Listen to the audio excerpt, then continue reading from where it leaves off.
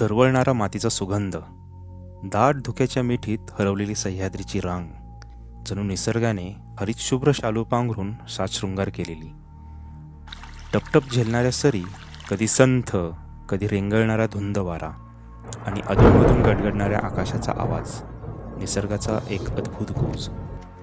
या निसर्गरम्य सृष्टीच्या कुशीत मऊ गवतांनी झाकलेला पाचाडचा कोट, साग चाफ्याच्या दरवळाने भरलेली वाडी आणि गारगार वाऱ्याने पावसाच्या सरी अंगावर अलगद उडवत नेणाऱ्या पावसाळी दुपारी हे गाव एक वेगळंच रूप धारण करतं.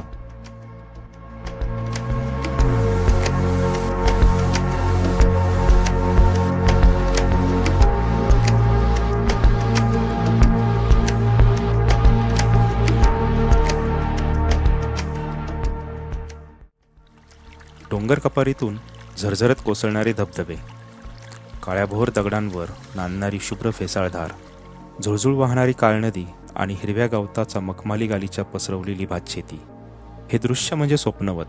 पण हे प्रत्यक्षात उतरतं ते या पुरातन गावी, टकमक टोकाच्या बरोबर खाली वसलेल्या छत्री निजामपूर या ठिकाणी. या गावाच्या नावाची एक प्रसिद्ध दंतकथा आहे. कधीतरी छत्रपती शिवाजी महाराज रायगडाच्या टकमक टोकावर दुपारच्या वेळेस उभे होते. सूर्यप्रकाश त्यांच्या मस्तकी आदळत होता. त्यांच्या डोक्यावर छत्र धरलेला एक निष्ठावान सेवक उभा होता. इतक्यात वाऱ्याचा एक जबरदस्त झोत आला आणि त्या छत्रीसकट सेवक हवेत उडून गेला. पण त्याने छत्रीचा दांडा घट्ट धरलेला होता.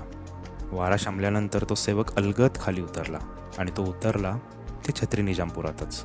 तेव्हापासून या गावाला मिळालेलं हे अद्वितीय नाव छत्री निजामपूर.